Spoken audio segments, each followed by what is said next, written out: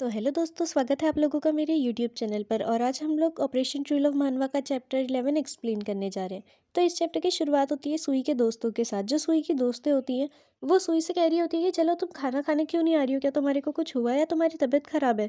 लेकिन जो सुई होती है उसने अपने हाथों से अपने पीछे सैंडविचेस छुपाए हुए होते हैं और वो कह रही होती है कि नहीं, मुझे बिल्कुल भी भूख नहीं है, आज तुम लोग जाओ। दरअसल जो सुई होती है वो अपने लिए समय निकालने की कोशिश कर रही होती है। फिर जो सुई होती है वो मीनू लोगों को फुटबॉल खेलते हुए देखने लगती है और कहती है आज तो मैं ये करके रहूँगी, मैं उससे ब्रेकअप कर लूँगी। फिर जो सुई होती है वो मीनू के पास जाने लगती है, लेकिन जब वो गेट के पास ही होती है वो सोचती है कि मुझे पता है उसने मेरे साथ चीट किया है, पर पता नहीं क्यों फिर भी मैं उसे एकदम से ऐसे ब्रेकअप करने के लिए बोलने में इतना हेजिटेटेड फील क्यों कर रही हूँ, मुझे अच्छा नहीं लग रहा है। क्या ये इसी वजह से है क्योंकि हम बहुत समय से एक साथ रिलेशनशिप में थे?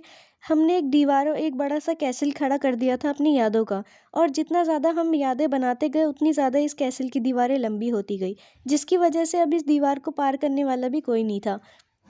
फिर हमें दिखाया जाता है सुई के दोस्तों को जो कि उसी कैसल के बाहर खड़ी होती है, जो कि ये सुई और मीनू की यादों से बना होता है, बहुत अच्छी-अच्छी प्यारी-प्यारी यादें।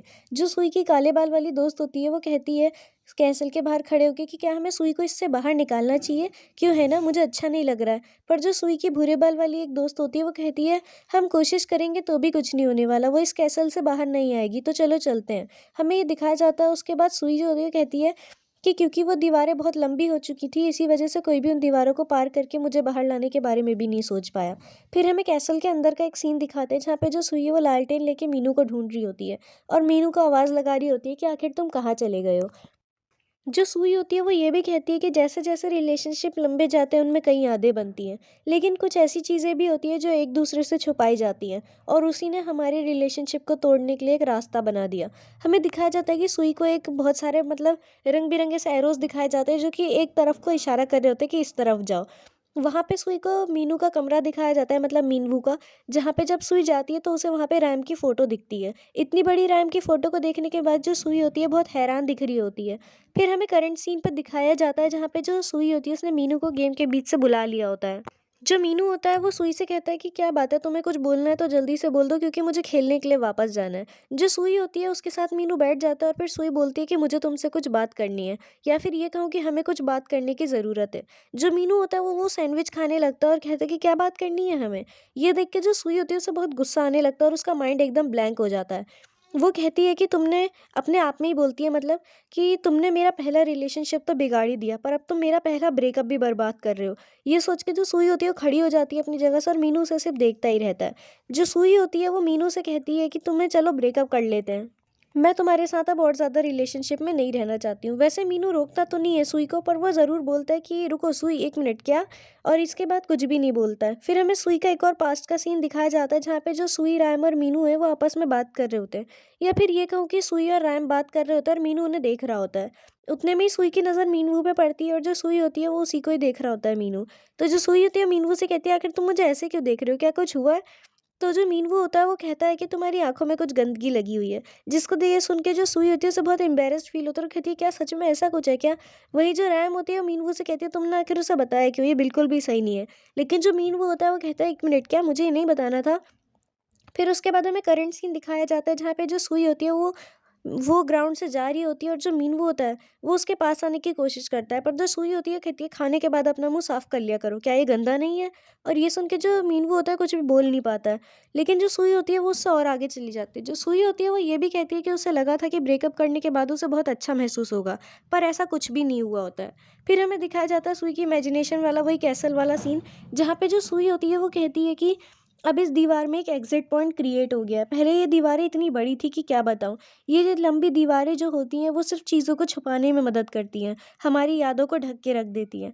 पर अब इस दीवार में एक छेद हो गया है, धीरे-धीरे ये कैसल भी पूरी तरह से ख़त्म हो जाएगा, जो कि मेरी और मीनू की रिलेशनशिप के दौरान की यादों से बना था।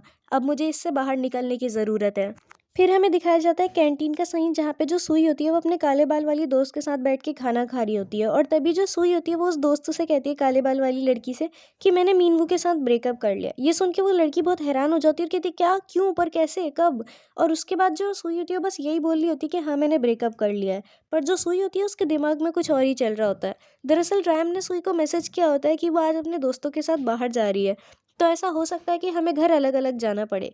जो सुई होती है उसने पूछा होता है रैम से कि आखिर तुम ये किसके साथ जा रही हो और कहाँ जा रही हो, लेकिन रैम ने कोई भी जवाब नहीं दिया होता है। उसके बाद जो सुई होती है उसकी दोस्त उससे कहती है, वैसे सच बताऊं तो तुम्हारी साइड से रहना बहुत ज़्यादा मुश्किल काम था। मेरे को अच्छा लग रहा है कि तुमने उस गधे के साथ ब्रेकअप कर लिया, वैसे भी वो किसी काम का बंदा नहीं था और तुम्हारे साथ अच्छा बिहेव भी नहीं करता था। उतने में ही जो सुई होती है उसकी नज़र पड़ती है रैम पे, जो कि किसी से फ़ोन में बात कर रही होती है और कह रही होती है कि अच्छा हुआ तुम्हारा ब्रेकअप हो गया। मैं तो तुमसे कब से कहना चाहती थी कि उस लड़की से अब तुम ब्रेकअप कर लो। ये सब सुन के जो सुई होती है वो सोच रही होती है कि आखिर रैम कहाँ जा रही है और किसके साथ जा रही है। तो जो सुई होती है वो अपनी इस क्यूरियोसिटी के चलते खड़ी हो जाती है और उसकी दोस्त घबरा जाती है, क्योंकि सुई अचानक से खाते टाइम खड़ी हो गई होती है। जो सुई होती है वो अपनी दोस्त से कहती है, अचानक से मेरी तबीयत बहुत ख़राब हो रही है, तो मुझे नहीं लगता हम लोग साथ में आज क्लासेस ले पाएंगे। ऐसा करो तुम अकेली ही चली जाओ, माफ़ करना मुझे जाना पड़ेगा। सुई की दोस्त भी थोड़ी परेशान हो जाती है और कहती है कि क्या तुम्हारी सच में तबीयत अचानक से ऐसी ख़राब हो रही है? कहीं तुम ठीक तो हो? कहीं तुम्हें रेस्ट रूम तो जाने की ज़रूरत नहीं है? अगर कोई भी प्रॉब्लम है तो बता दो। लेकिन जो सुई होती है कहती है, नहीं नहीं मैं ठीक हूँ, मुझे बस थोड़े आराम की ज़रूरत है। उसके बाद सुई रैम का पीछा करती है और वो देखती है कि रैम एक कराओके में चली गई होती है। रैम का पीछा करते करते सुई जाती है नंबर 6 के एक दरवाजे के पास, जो कि उनके कैरियोके का नंबर होता है, जो रूम उन्होंने बुक किया होगा। सुई ने अपने मतलब रैम ने अपने दोस्तों के साथ। जो रैम होती है उसको देख के सुई एकदम से छुप जाती है और ज़मीन पे बैठ जाती है। वहीं जिस रूम में रैम गई थी उसी रूम से दो लड़कियां बाहर आती हैं और कह रही होती हैं कि वाकई में रैम के साथ वो लड़का बहुत ज़्यादा जचता है, मुझे लगा ही नहीं था कि ये दोनों एक दूसरे के साथ इतने ज़्यादा क्यूट लगेंगे। और जिस लड़की की बात हो रही होती है उसका नाम भी हमें बताया जाता है, जो कि बेगडो हुआ होता है। ये जो बेगडो हुआ है वो भी सुई लोगों का एक क्लासमेट ही होता है, या फिर ये कहूँ कि रैम का कोई क्लासमेट होता है। वो जो लड़कियाँ होती हैं उनमें से एक कहती है कि मैं उस लड़के को यानी कि बेगडुआ को ज़रूर सेड्यूस करूँगी उसके लिए। लेकिन जो दूसरी लड़की होती है वो कहती है, क्या तुम मरना चाहती हो? अगर तुम ऐसा कुछ भी करोगी तो तुम्हें पता है तुम्हारे साथ बहुत बुरा होगा। बेगडुआ अपने आप में ही बहुत ज़्यादा पॉपुलर बनता है, इससे हमें ये बात अच्छे से पता चल जाती है। फिर जो सुई होती है उसके दिमाग में एक बार फिर से आता है कि डेटिंग, क्या सच में रैम किसी को डेट कर रही है? और जब वो उस रूम नंबर 6 के अंदर झाँकती है तो उसे दिखता है वहाँ पे बहुत सारे लोग हैं, लड़के भी और लड़कियाँ भी। और सब अपने मज़े ले रहे होते हैं, गा रहे होते हैं, नाच रहे होते हैं, कुछ कोई कर रहा होता है, कोई कुछ कर रहा होता है। फिर उसकी नज़र पड़ती है रैम और बेगडोवा पे, जो कि अपने एक दूसरे के बहुत ज़्यादा करीब बैठे होते हैं। और जो सुई होती है वो कहती है, तो ये है बेगडोवा, इसके साथ ही है मतलब रैम डेट पर। और ये सब उसके दिमाग में चल रहा होता है, तो पता नहीं है पॉजिटिवली इस बात के बारे में सोच रही होती है या फिर नेगेटिवली। फिर हमें क्लास का सीन दिखाते हैं जहाँ पे जो टीचर होते हैं वो कहते हैं, आज क्लास के बहुत सारे बच्चे गायब हैं, ऐसा कैसे? क्या आज बहुत ज़्यादा लोग एब्सेंट हैं? चलो छोड़ो, मैं अटेंडेंस लेने जा रहा हूँ, सब अपने नाम का ध्यान देना। और जैसे ही टीचर उन लोग का अटेंडेंस रजिस्टर खोलते हैं तो उन्हें गुस्सा आने लगता है। जो टीचर होते हैं वो फिर से गुस्सा करते हुए कहते हैं कि तुम लोगों को मैंने कितनी बार समझाया कि इस रजिस्टर से फ़ोटो मत लिया करो। तुमने बेगडोवा की फ़ोटो पहले भी कितनी बार गायब कर दी है मैं बता नहीं सकता। और अभी भी तुम लोग फ़ोटोज़ को गायब किए जा रहे हो। अब अगर दोबारा फ़ोटो गायब हुई तो मैं तुम लोगों को मैं सबको सज़ा दे दूंगा, बता रहा हूँ। फिर हमें बेगडोवा की फ़ोटो भी दिखाई जाती है। ये बंदा इतना हैंडसम होता है कि लोग इसके मतलब अटेंडेंस रजिस्टर से तक का फ़ोटो खींच खींच के ले जा रहे होते हैं चुरा के। और इसके साथ हमारे ये वाला चैप्टर भी खत्म हो जाता है। अब मिलते हैं नेक्स्ट चैप्टर में नेक्स्ट वीडियो के साथ। आज के लिए बस इतना ही, बाय बाय।